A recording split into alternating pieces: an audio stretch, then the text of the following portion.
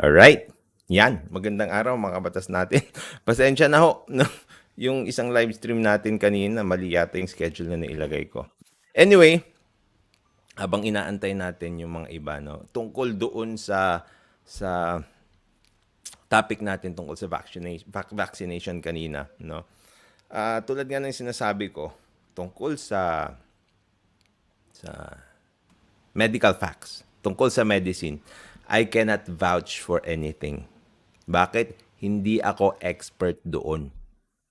Okay? Pero tungkol doon sa batas na binanggit ko doon, I can vouch for it.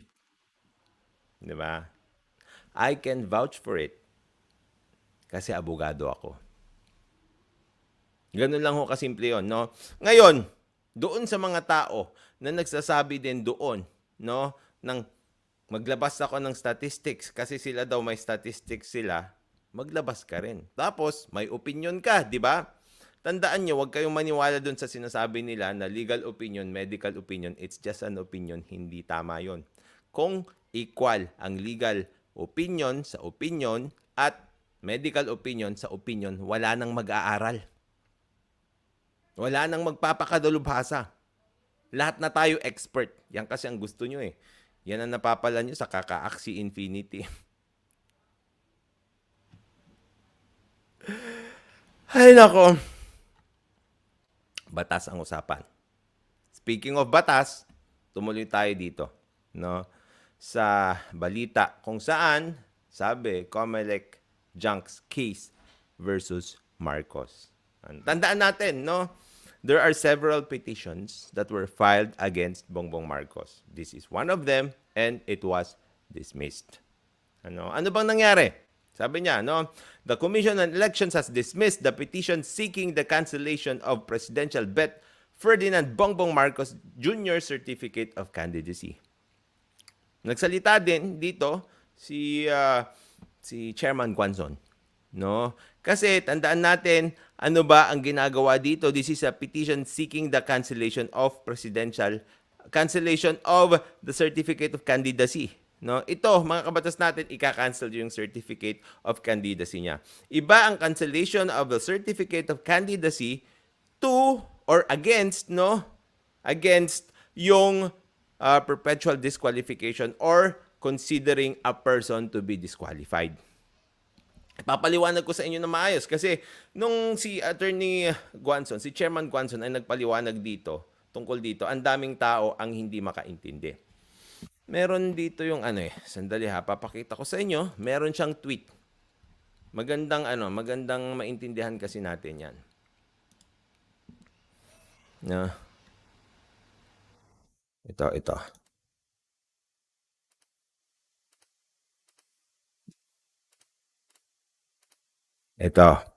Ito yung tweet ni Chairman Rowena Guanzon. Sabi niya, ground for cancellation of certificate of candidacy is material misrepresentation. Sabi niya.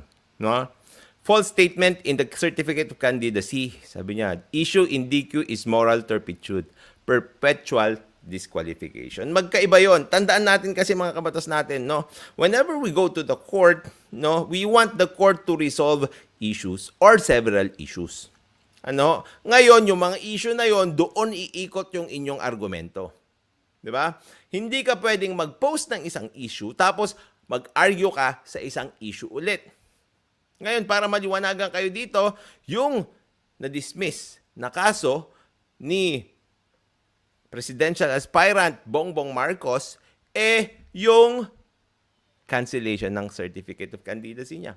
Bakit? Sinabi nila, merong material misrepresentation or false statement doon sa certificate of candidacy. Nalaman naman natin, mga kabatas natin dito, na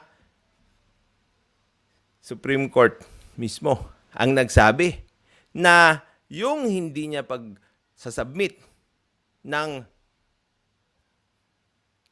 anong tawag dyan? No? Yung hindi niya pagsasubmit ng income tax returns, no, ay hindi moral turpitude. So, ibig sabihin, nung sinabi niya, doon sa kanyang certificate of candidacy na hindi siya na-convict sa kahit anong krimen involving moral turpitude, hindi yon material misrepresentation. Kasi may Supreme Court decision na eh. Iba yan doon sa disqualification niya perpetually dahil nga siya ay may kaso no involving moral turpitude kung saan siya ay convicted. Magkaiba yan. Medyo siguro malilito kayo, no? If ito kasi, no, if you have a legal mind, you can see the difference there. And that's what we're training here. Makikita niyo yung diferensya doon. Doon sa cancellation of certificate of candidacy, unang-una yung certificate of candidacy niya lang na yon ang makakancel. Bakit? Kasi yun lang ang may material misrepresentation. Doon sa pangalawang instance, yung disqualification, hindi na siya pwedeng tumakbo forever because he is convicted of a crime involving moral turpitude. Those are two different things. Alright? Magkaiba yon. Okay? Okay, balik tayo doon.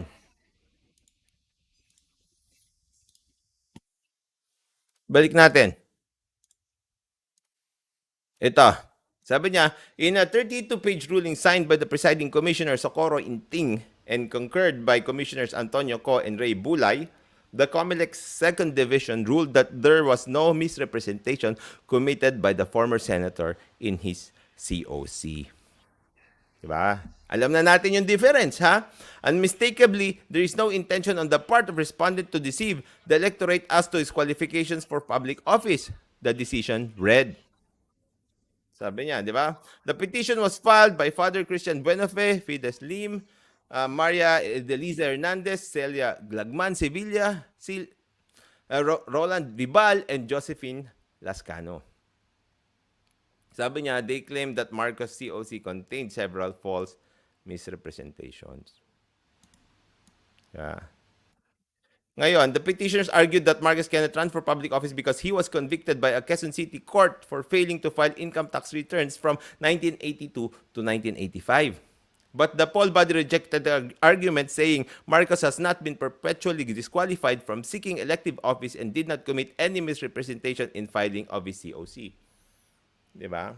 So, ibig sabihin kasi, no, nung pinaliwanag ko sa inyo ito noon, if you are perpetually disqualified to run for public office, usually, it is written in the decision of the case. Nakalagay dyan, no? Pwedeng perpetual disqualification o kaya temporary disqualification. Yung perpetual disqualification, forever na yon. Yung temporary disqualification, pwedeng in a span of years lang yon. Depende kung ano ang ilalagay sa decision na yon. Pag titignan nyo dito, the Court of Appeals on October 21, 1997 did not categorically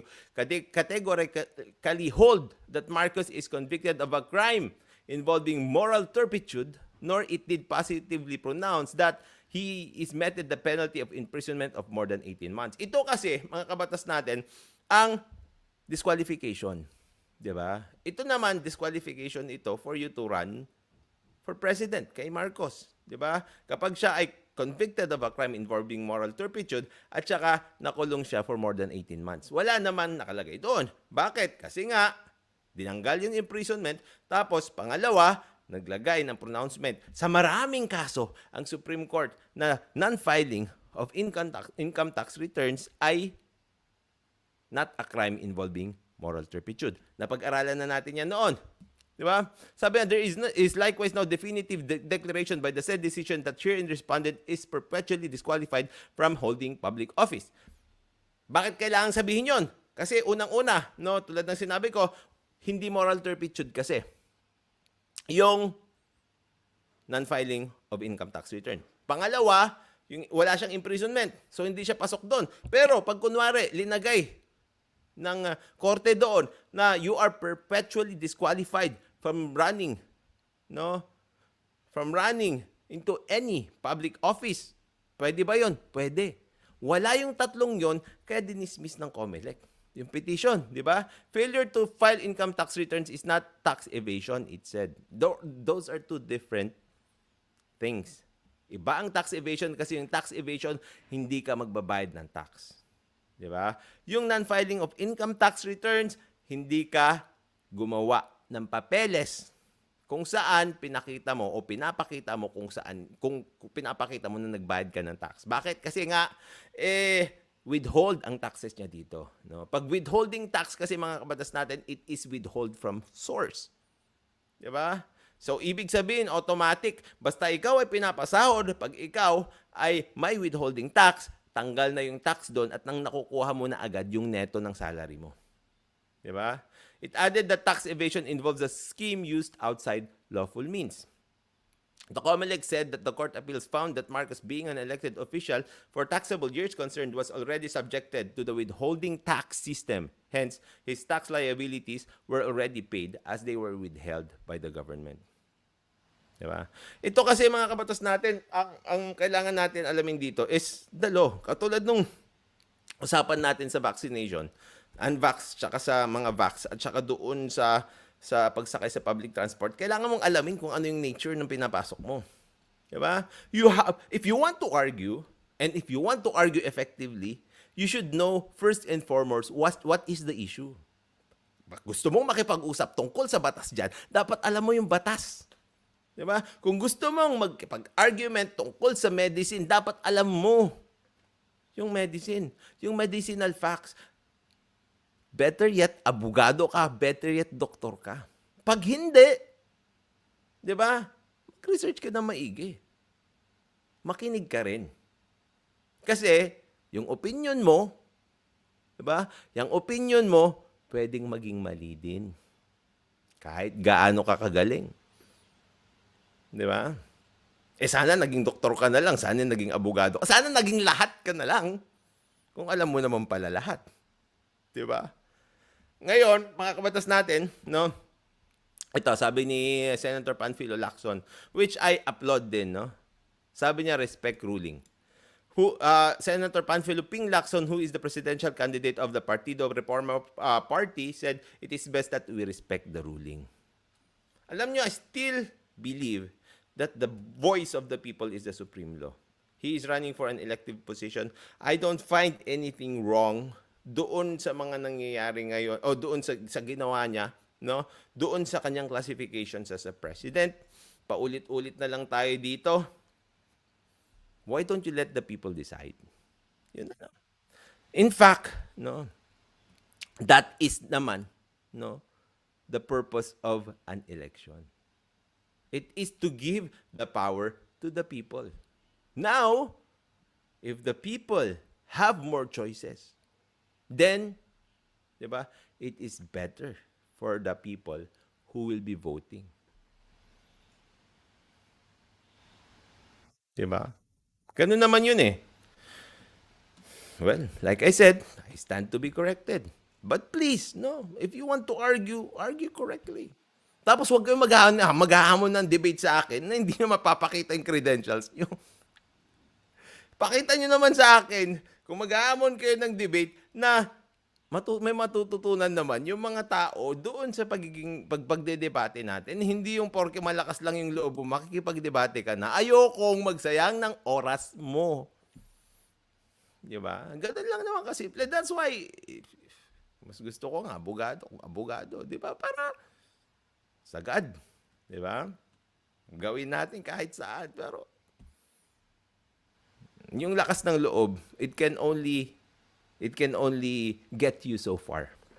Diba? Ang importante pa rin talaga critical thinking, knowledge. Diba? Ganun lang kasimple yan. No?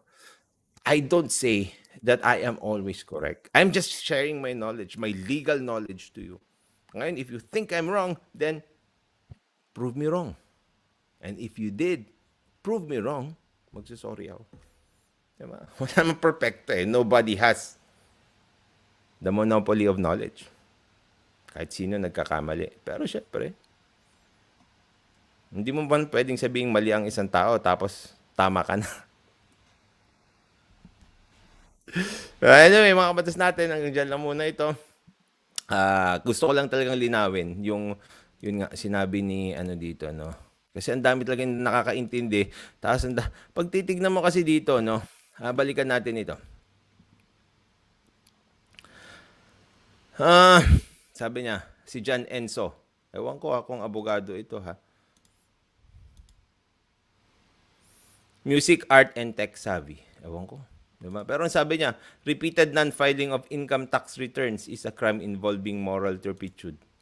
Fool me once, shame on you. Fool me twice, shame on me.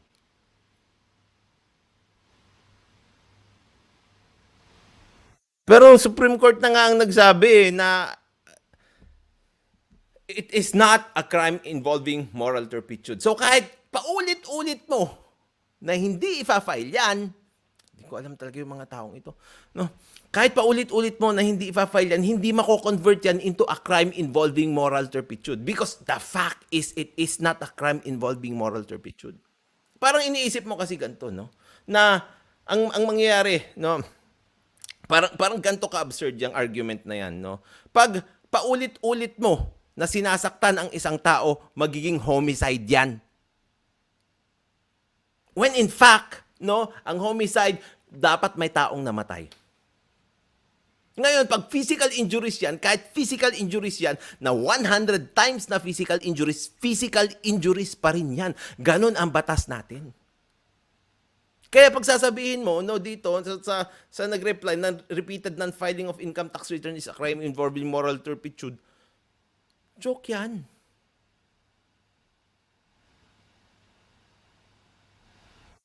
Tingnan mo, ang dami nila. Oh. Failure to file once, sige, pero repeated failure, sinasadya mo na. Hindi rin ba moral turpitude yan laging may corner against bawat batas? Supreme Court na ngayon. We have a basis already. Siguro kung wala tayong basis, pwede tayong mag-argue tungkol doon, no? Pero dahil may batas na, hindi na pwede. Hindi pwede na dahil sinuntok mo yung isang tao ng 100 times at hindi naman siya namatay, magiging homicide na yung kaso niya. Tapos sabi dito, may tiwala pa ba kayo sa COMELEC? Sila mismo ang nag-justify where Marcos Jr. should not be disqualified of his certificate or his certificate of candidacy should not be cancelled. Hindi sila yung nag-justify doon. They implemented the law. Sinabi nila kung ano ang nasa batas natin. Si Melde nga matagal nang convicted, din nakukulong kasi nga hindi pa final and executory yung kaso laban sa kanya. Sana alam nyo rin kasi yung batas. Mag-aral kayo tungkol sa law kung gusto nyong maging magaling kayo sa batas. Simple lang. Diba? Ganun naman yun. If you want to be good at something, study it. Better yet, get a license for it. If not, makinig naman kayo. Huwag kayong gumawa sa sarili nyo batas. Tignan yun talagang sabi nila, no? I am Ilocano, please disqualify Marcos. So, dahil Ilocano ka, pwede ka nang mong disqualify ng tao. 3 times doing it, not a moral turpitude. Oh my goodness, the arguments. Pwede pala maging presidente ang ex-con. Masyado na yatang pinapababa ng COMELEC ang standards para sa pinakamataas na posisyon sa bansa. Moral turpitude kasi ang usapan. Diba? Takot ba kayo mananalo si BM this election kaya pinapadisqualify nyo na lang whatever happened to freedom of choice to vote? Sabi niya, may freedom din to petition for a candidate's disqualification. Yun nga, di ba? May feeling talaga, hindi naman sila pinipigilan mag-petition, di ba? Huwag kang feeling diktador dyan. Let due process be followed. Yun nga, may due process. Tapos na-dismiss. Bakit ayaw nyo? Pag may nag-petition, may hearing involving both sides, then let COMELEC decide kung may basis for disqualification or wala. Kung sa mga taong ito. Triggered po ba kayo? Nagtatanong lang naman. If you are so confident na mananalo si Lenny, why don't you guys let BBM run again? Para naman matalo siya twice, di ba Lenny? Unless takot kayo na wala nang matutulog. May batas tayo, damo ng satsat na aso ka. Ano ba to? Hindi ko maintindihan.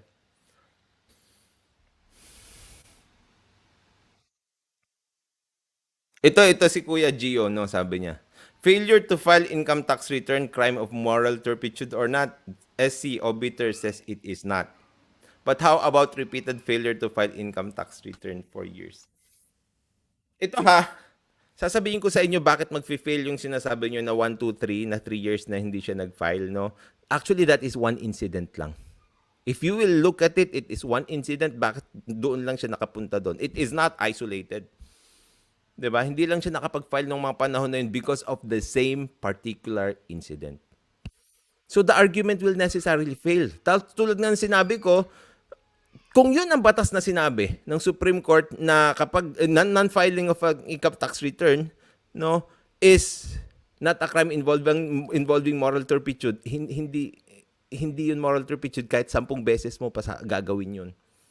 Hindi, tulad nga ng sinabi ko, ang 10 physical injuries hindi pwedeng maging homicide yan o kaya murder. Diba? Batas lang usapan. Sabi niya, the Marcos camp is trying to downplay the conviction as a crime that does not involve moral turpitude. No, it's not the Marcoses, it's the Supreme Court. And it's like they want the public to focus just on that. Yung Supreme Court ang nagsabi doon. But in the end, one thing will always stand out to me. Marcos committed a crime and he got a conviction for it.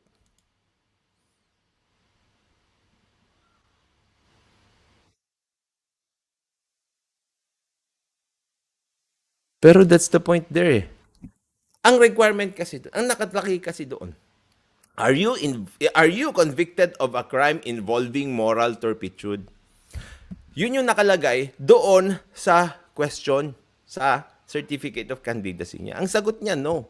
So is it truthful or not? It is not truthful. Kasi ang tanong, hindi naman ang tanong kasi doon, are you convicted of a crime? Period. Pag ganun siguro, this argument, no, may prosper. Pwedeng pumasok itong argument na to na dahil convicted ka of a crime, then pwede. Di ba? Pero nakalagay doon, are you convicted of a crime involving moral turpitude? Ito, replying to Rowena Guanzon Lat, BBM strategy, revised history, PRDD, loyals, DDS dynasties, enemies of Aquinas, demonize yellows, leverage trolls, plus document text, spread lies, propaganda, control. This isn't democracy but fascism. Laban, Lenny Kiko 2022.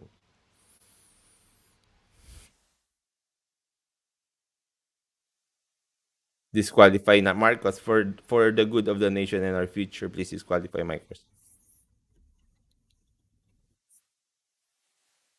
Anyway, same arguments. Ganun na naman tayo. Di ba? Like I said, no, if you, sana, no, let's base our arguments on law. Tapos, logic. Tapos, critical thinking. Kasi pag kunwari, no, kaharap nyo yung tao na may critical thinking, na may alam sa batas, yung mga klaseng ganon, although they are publicly said there, no, I cannot address all of them all at the same time. Kaya gumagawa tayo ng video na ganito para naman magkaroon tayo ng pagkakaintindi dun sa mga bagay-bagay. No? Tapos sasabihin nyo, walang kwenta yung batas natin, ganto. Eh, hindi nyo nga naiintindihan yung batas natin, paano nyo sasabihin na walang kwenta? Diba? Let's understand the law first. If we understand something, then let's judge that something. But don't judge it until we understand it. Yun lang pakiusap ko, no? Kasi ang dami-daming tao na nag-spread ng ano tawag doon ba? Nagbabawas ng confidence sa justice system. Nabayad ito, na ganito yan. Hindi naman naiintindihan. Diba? Intindihin muna natin. Once we understand it, then talk critically. Diba? Argue critically. Argue in relation to the law. Pag pumasok yung argument mo, good. Pero syempre, wag naman yung bara-bara lang, di ba? It's a waste of time. Alright, mga kabatas natin, maraming salamat sa inyo. No? Maraming salamat sa lahat ng nanonood. Syempre, kung wala ako, hindi, baliktad. Kung wala kayo dyan, wala ako dito. Pasensya na doon sa mahabang panahon na nawala ako kasi syempre alam nyo na, kailangan nating sumunod sa mga proseso. Kailangan nating mag-adjust. Ngayon, may maayos na tayong internet. everything is back to normal. Maraming salamat po sa inyo. Mag-ingat po tayo lagi. At syempre, sa mga mods, no, salamat po. Matulog po tayo na mahimbing. Kasi alam natin na yung natutulog na mahimbing, siya yung laging panalo. Paalam po pansamantala.